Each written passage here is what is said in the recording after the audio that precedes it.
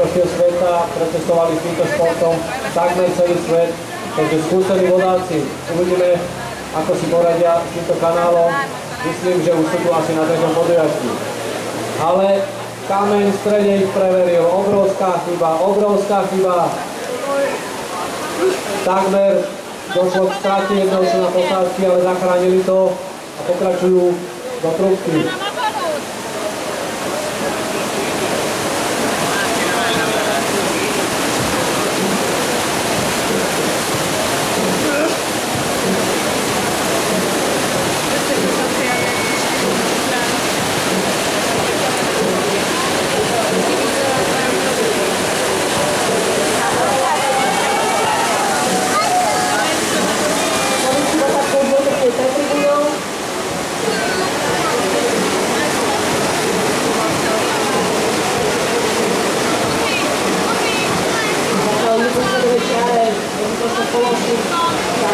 Uvidíme, keď to šlo doprava a bude výsledok toho, že sú znamení na